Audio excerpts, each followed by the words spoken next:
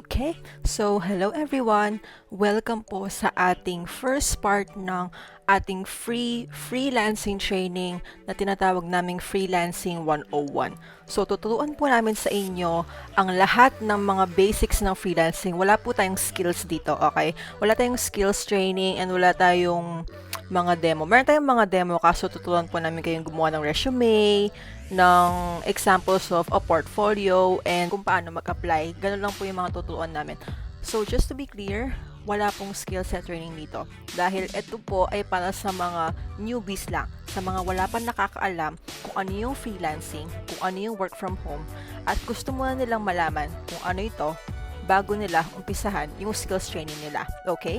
So, ako po, si Jenina Layug, at isa po akong freelancer at virtual assistant. So, isa po akong e-commerce VA, yun po yung niche ko, at isa rin po akong content writer. So, let's start!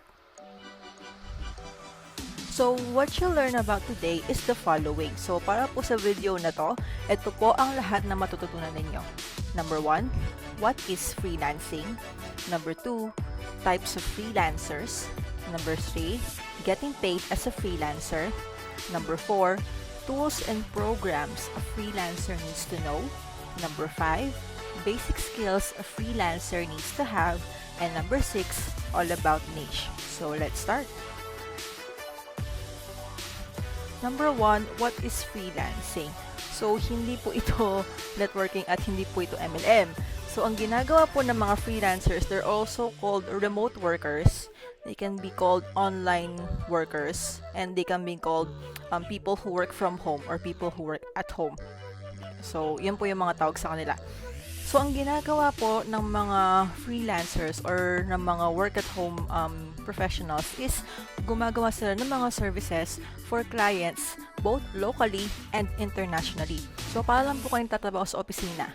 So, kapag nagtatrabaho po kayo sa opisina, gumagaya po kayo ng mga computer, gumagawa po kayo ng mga task, at ito po ay ginagawa nyo para sa mga kliyente nyo or sa mga boss nyo. So, ganun din po ang ginagawa ng mga freelancers. All of our work is done either in a computer or a laptop.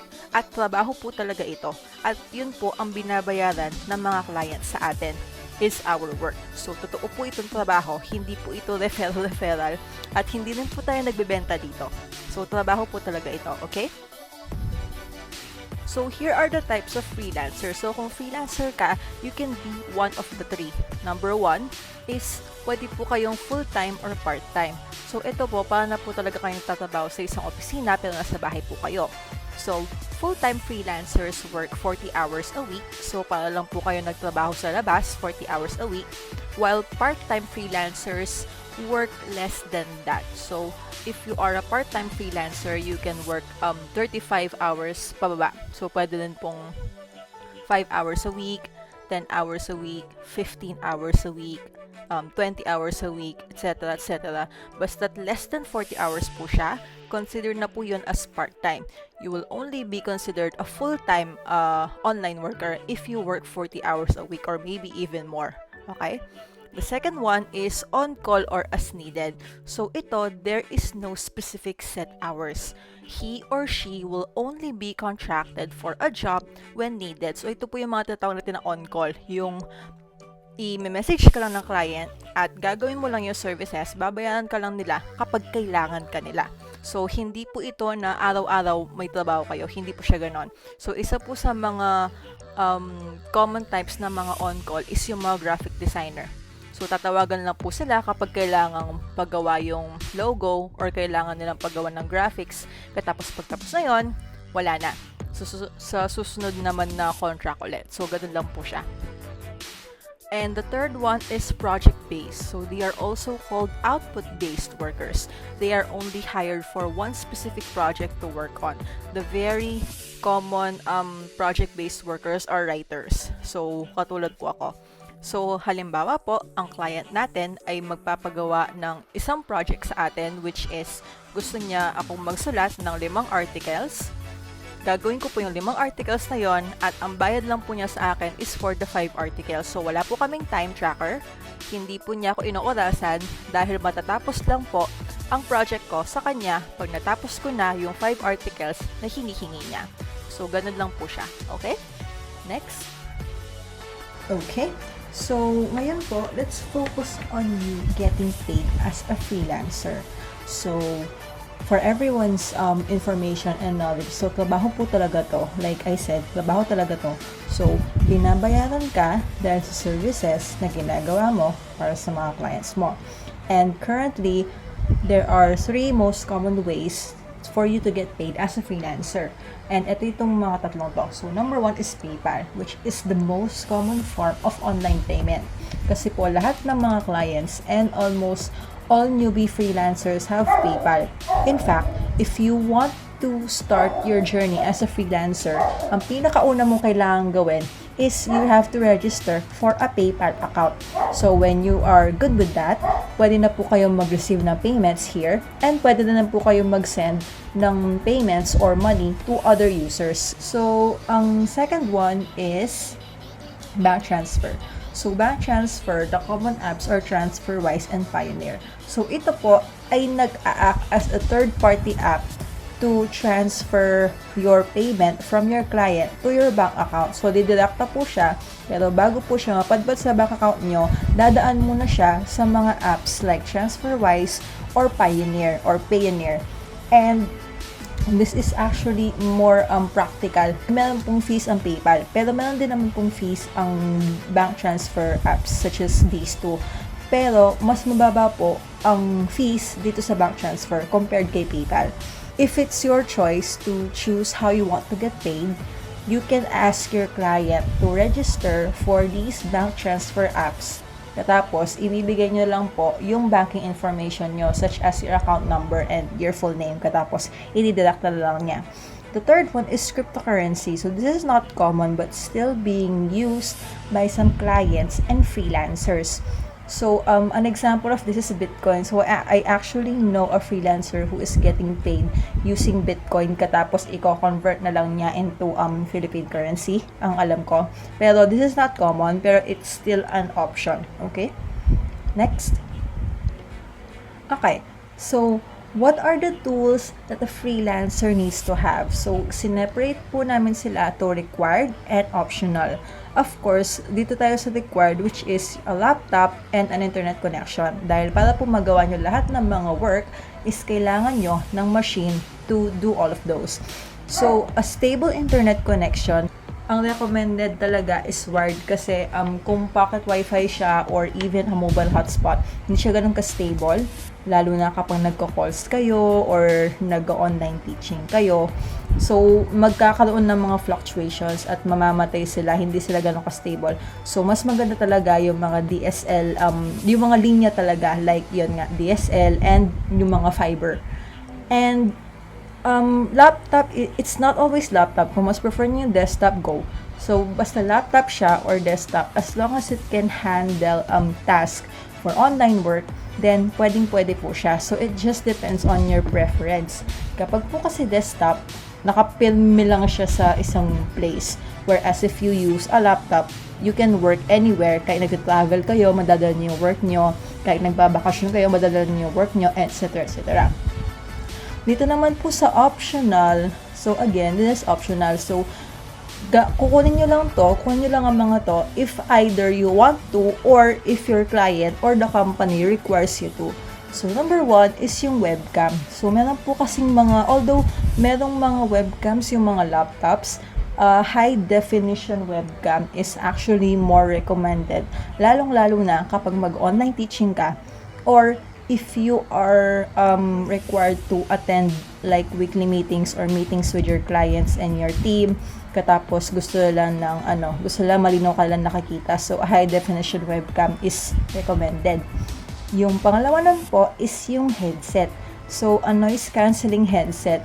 This is very common for those who are going to apply for jobs na kailangan ng voice, like magko-calls kayo, inbound, outbound man yan, or customer service. Kailangan noise cancelling headset, hindi lang basta-basta headset. Kailangan yung na-filter out niya yung konting background noise like the cars and dogs. This is going to be very helpful and kailangan po talaga siya. Okay? And the third one is a hard drive. So, external hard drive po to. Wala lang ako makitang picture, kaya internal na yung nakalagay. Pero external hard drive, this is just for backup purposes. Especially if you use more than one computer or more than one working machine, it's very important na kailangan mong i-back up yung mga files mo, lalo na kapag malalaki yung mga yan, like videos, and you're doing video editing, photo editing, audio editing. So, just in case something happens to your work machine, you have your backup files backed up. So, yeah, okay?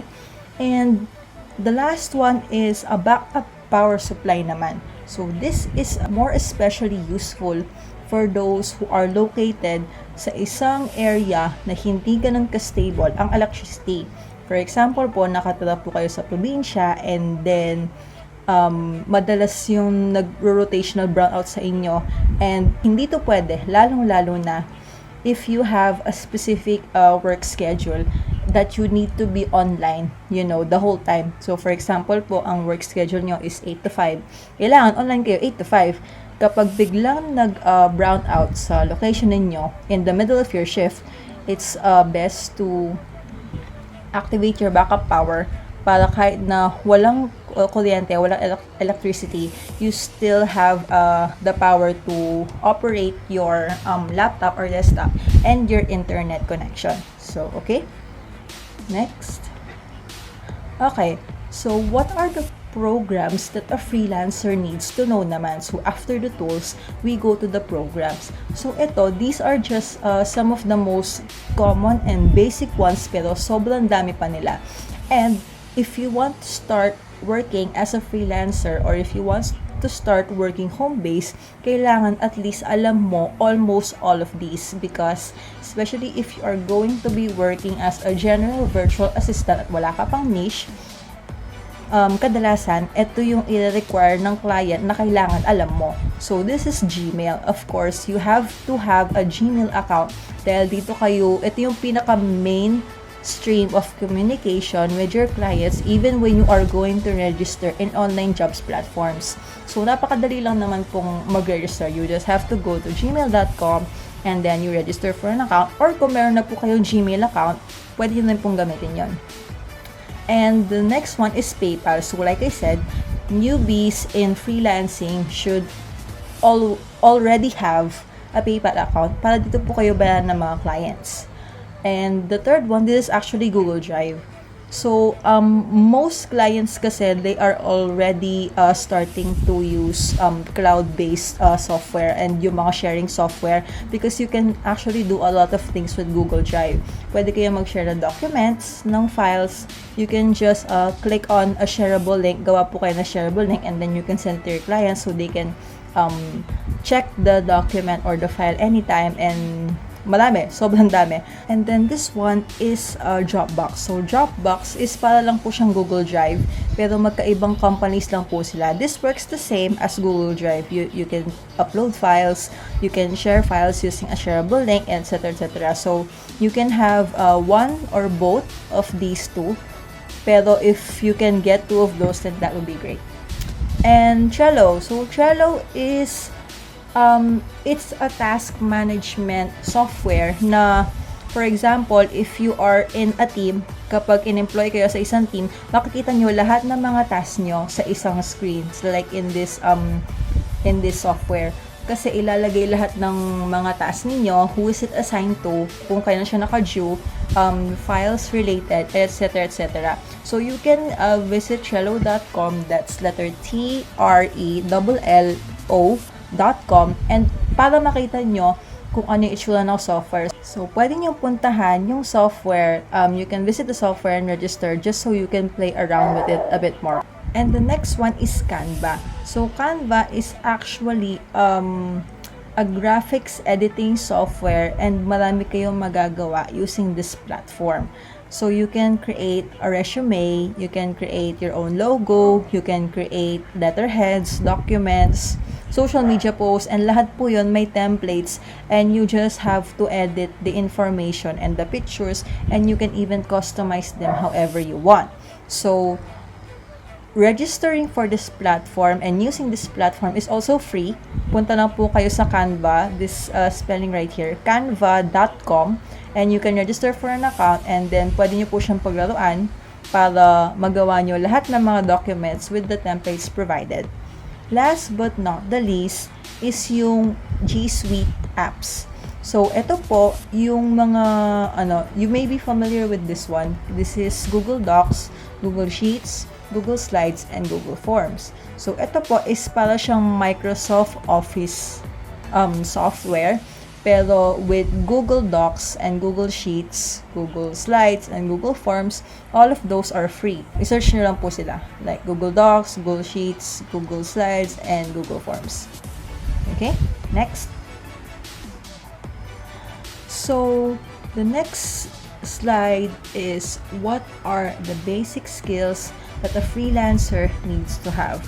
So, kung wala pa po kayong knowledge and experience sa freelancing, ito ang top 3 na pinaka-basic, as in basic na skill na kailangan na meron kayo, whether experience kayo or hindi. Number 1, data entry at internet research, which is the foundation of every skill. Kasi po, lahat ng mga skills na matututunan nyo begins with a simple data entry like typing and internet research. Once you have these two very important skills and very basic skills, kahit anong niche po na gusto nyo ay matututunan nyo na. Dahil ito po talaga yung pinaka-foundation. As in, ito na talaga. Wala na pong masisimple dito. So, it's very simple. Kailangan lang po with data entry is marunong kayong mag-type. As in, marunong kayong mag-type and you can type accurately. Not really fast. Hindi naman kailangan may typing speed unless your client requires you to have a specific typing speed.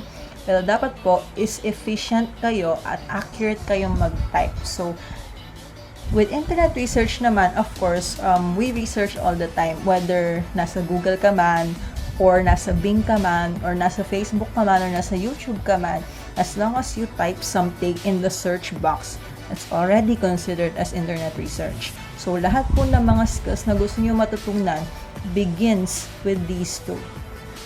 And number 2 is English communication in both written and spoken, as this is the main language to communicate with clients. Most of the clients, being as an online freelancer, are all international. So, nasa US, UK, Australia, and even other parts of the world. So, we use English as the main language to communicate with them. Meron naman po nagkakaroon ng mga local clients, meaning nagkakaroon ka ng kliyente dito sa Pilipinas or Pilipino din siya. To make everything formal, we usually use English. So, hindi naman po kailangang expert. So, it depends on the chosen niche. So, if you are, for example, you want to become a writer, syempre kailangan you're fluent in both written and spoken. Kung magko-course po kayo, yon kailangan fluent ka in spoken English because you're going to talk to international clients and customers. Tapos kailangan nakikipag-communicate ka sa kanila na maayos. And if you are, for example, you are going to apply for graphic design, katapos hindi mo kailangan ng ganun kagaling na English, basta nagkakaintindihan kayo ng client mo, since wala kang ibang kakausapin kundi yung client mo lang, kapag may revisions lang, pag may questions lang, then that's good enough. Okay? Depende kasi sa niche and sa trabaho na ha-applyan mo. Pero at least man lang, you have to be able to speak and write in a way na magkakaintindihan kayo ng clients mo. Okay? Number 3 is time management. Ability to prioritize and organize. Kasi po, kapag lalo na masyado nang marami yung mga task or mga assignments na binibigay sa'yo ng client, you have to learn how to organize your priorities and prioritize lahat ng mga kailangan na yung paggawa ng client mo sa'yo.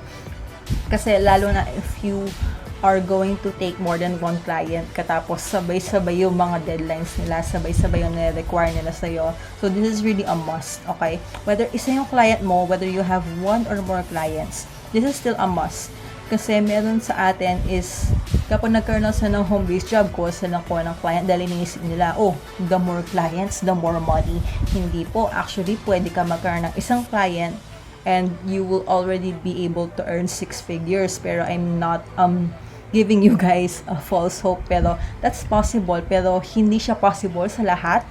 And it really takes hard work and determination to do all of this, okay?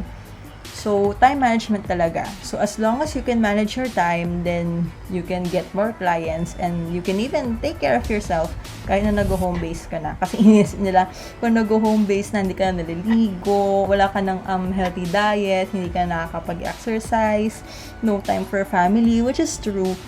Kasi ang iniisip ng mga tao is nasa bahay ka lang. So, kahit di ka na maligo, okay lang. Kahit na hindi ka na kumain sa tamang oras, okay lang kasi nasa bahay ka lang naman. Wala kang schedule. Flexible schedule ka.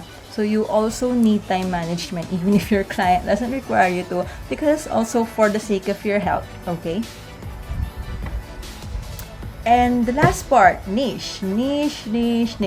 So, we are going to tackle this in another video, in the second video rather, which is about branding. Pero just to give you guys a summary of what is a niche. Niche is your branding. Yun yung job title mo. Yun yung job position mo. So, that's who you are as a freelancer. And these are the most common types of niche that you can take. Administrative, content writer, e-commerce, search engine optimization specialist or SEO specialist, social media managers, digital marketers, project management or project managers, and so on and so forth. So again, we will tackle those in another video and just stay tuned for that, okay? And that concludes our first training video for Freelancing 101. So, kung meron po kayong mga tanong, just leave a comment down below and we will do our best to answer each and every one of them. And stay tuned for the second video and thank you po sa pakikinig. Sana po may natutunan kayo. Alright, bye!